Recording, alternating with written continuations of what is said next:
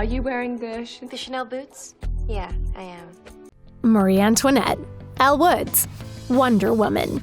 Each of these leading ladies knows how to use fashion to make an impression. The actors, writers, and directors get some credit, but we can't forget about the incredible costume designers who use clothing to immerse us in spectacular cinematic worlds. Whether it's fantasy, recreating the past, or illustrating a character's distinct style, these wardrobe wizards use costumes to reflect a character's individuality and make them relatable.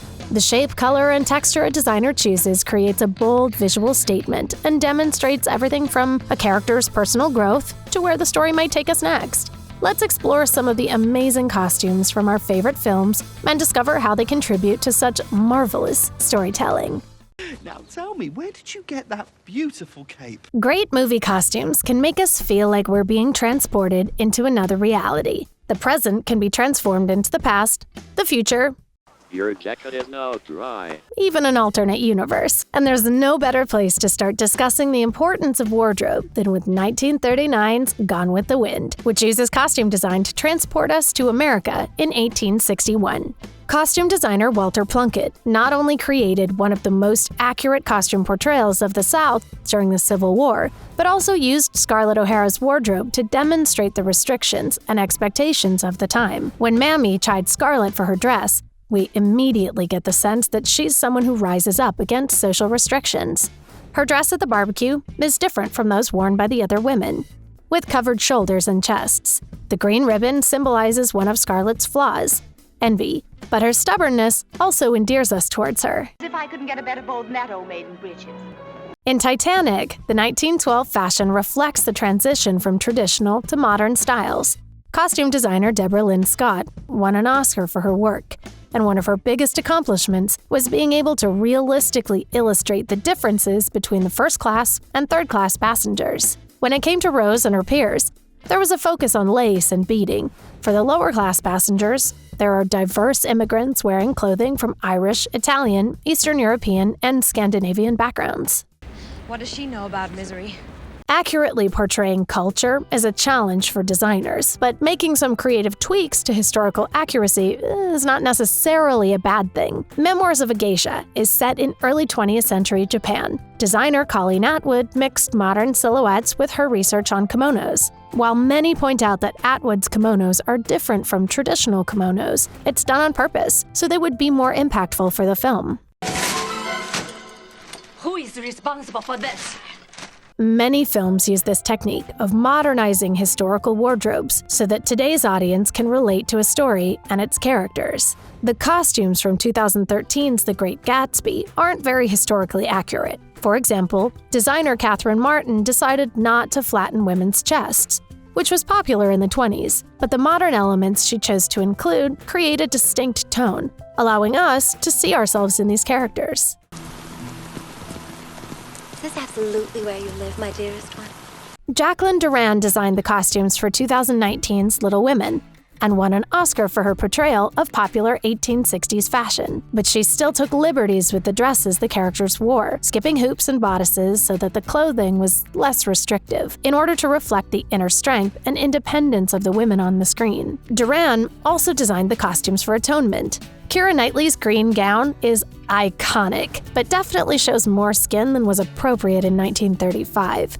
Another of Duran's films, Anna Karenina, is set in the 1870s, but inspired by images from the 1850s. Duran wanted a balance of strict and romantic fashions, because that's what she felt better represented the character. Well, how do I look? Just as fashion reflects the time period of a film, it also sets the movie's tone and gives us a sense of what's to come. Milena Canonero designed the costumes for the Grand Budapest Hotel and used rich colors, mainly purple, red, pink, and yellow, to create a fairytale environment with uniforms far different from what you'd expect hotel staff to wear. Zero's bellhop uniform is a version of Gustav's concierge uniform, which immediately makes you connect them and prepares you for the way their fates intertwine throughout the movie. Canonero also perfectly captures Wes Anderson's distinct style, reflecting not only the characters in the film, but also the director. You're now going to be officially interviewed. Should I go and light the candle first, sir? Sweeney Todd, on the other hand, creates a distinctly grim environment. You can only expect bad things to happen with the dark, drab, dirty, and gloomy fashions. And the pops of color actually seem unsettling. Like Wes Anderson's films, Tim Burton's films have a distinct style that ties together daring costumes and sets, creating his own version of the world. In addition to immersing us in a believable world, costumes have to create believable characters. In 500 Days of Summer, Tom wears warm, dark colors like brown, while Summer wears cooler colors like blue. This is made obvious right from the opening title. As the film progresses, their colors start to rub off on each other. Tom is surrounded by blue, and Summer starts wearing brown. Sorry, I just left, can I, 1 second. In Legally Blonde, Elle Woods' wardrobe constantly reflects her personality, even when her life is changing. Her fashion reflects different experiences, but it's distinctly her own sense of style. Fashion sets Elle apart from her fellow Harvard students, just as it sets Willy Wonka apart in the 1971 film. His jacket was not a popular style, making him seem ahead of his time. The color, hat, and bow tie are details that make him stand out from the crowd. Joyed, enraptured, entranced. Are we ready? Yes. Good. In we go. Tim Burton's Alice in Wonderland uses unique fashion typical of a Burton film, but it's actually the subtle additions to Alice's wardrobe that best reflect her character. Costume designer Colleen Atwood used black decorations on Alice's youthful blue dress to show viewers that the character's not as childish as we might think. Since fashion can help us get to know a character, it also changes to reflect character development. In Marie Antoinette, designer Milena Canonero dresses Kirsten Dunst in youthful fashions at the beginning, but they become more sophisticated as the character matures. In Titanic, Rose is dressed in tight dresses that illustrate confinement, but near the end, she literally rips herself out of her restrictive wardrobe, and her dress becomes loose. Oh, stop it, Mother. You'll give yourself a nosebleed. This is not a game. Katie's style in Mean Girls changes as she swaps social circles. She begins by not knowing much about fashion, then she becomes a plastic. And finally, she finds a happy middle ground that is a reflection of her and not just the people she surrounds herself with. You look awesome. I know, right? The fashion in a film can also demonstrate a character's extravagance or a film's distinctiveness. The Devil Wears Prada used very expensive fashion that would have cost over $1 million if they'd had to pay for it all. The fashion used is also timeless, which takes a keen eye and a sense for what will still be fashionable in the future. And it's sort of comical how you think that you've made a choice that exempts you from the fashion industry when in fact... CLUELESS uses trendy outfits to capture the style of upper-class teenagers. Designer Mona May also did the costumes for Romy and Michelle's high school reunion, and both films have very distinct aesthetics that set the film apart and are still popular today. Ew! Get off of me! Ugh, as if! In Birds of Prey, there are no high-tech or expensive superhero costumes, but the costumes capture each of the characters' unique personalities with their strengths in mind, as well as makes it clear that these women aren't very experienced at saving anyone. You okay? Yeah. He's gone.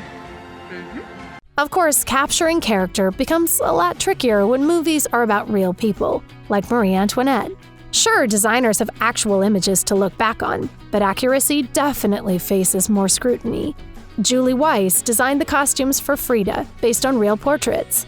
She also used traditional Oaxacan embroidered tops and colorful beaded jewelry that were purchased from actual Mexico City street merchants. For Jackie, the exact historical references worked out in their favor. Natalie Portman not only mastered Jackie's unique voice, but also rocked copies of actual outfits worn by the First Lady. He had the most wonderful expression on his face, you know? Some films, like Elizabeth, get a lot of criticism for the costumes not being accurate enough, but designer Alexandra Byrne did outdo herself by copying Elizabeth's exact coronation outfit from a portrait. Queen of England, Ireland, and France. World building relies heavily on costume design because no matter how good a set or story is, it's impossible for a fantasy to be believable if the characters look and dress exactly like us. In Lord of the Rings, over 19,000 costumes were made to create the characters of Middle-earth. All of the pieces were made by hand, and even the simplest mesh armor took 3 days to make. In Harry Potter, the school uniforms are an important part of how we view Hogwarts, and what makes it different from any other fancy boarding school. The wizarding world also has its own witchy style, but it's not so different that we have trouble believing that magical people coexist with muggles. As the muggles say, truth will out. Yes? It's one thing to design incredible animated wardrobes, but it's another to bring that magic to life. While it may seem like a lot of CGI goes into making the movies feel enchanted, most of the wardrobes from favorites like Beauty and the Beast and Into the Woods were made by hand. Cinderella's dress was made of 12 layers of different colored silk and tulle and 10,000 Swarovski crystals. It took Lily James 45 minutes to put it on. When it comes to creating science fiction or an apocalyptic universe, costume designers have to toe the line between relatable and believable styles, and what they feel like the circumstances of the future will create. In Star Wars, there's a focus on Western and military clothing, and though it's not something any of us would wear every day, they're simplistic and familiar enough to be relatable.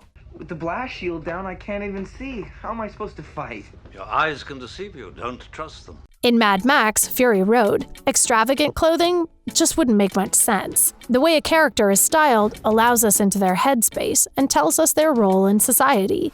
The leaders wear more fabric, gear, and accessories, while most of the lower class, slaves, and fighters do not.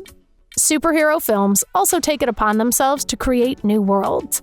To create the citizens of Wakanda, Black Panther's costume designer Ruth E. Carter studied photos of authentic African outfits and looked up examples of body piercing and body art. She mixed together futuristic elements with traditional African clothes and high-fashion accessories.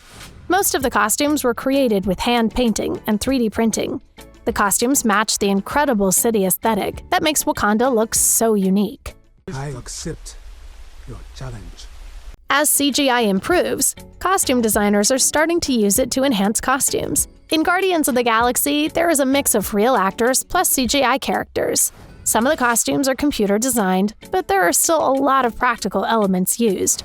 For example, no computer effects are used on Gamora, just makeup and prosthetics.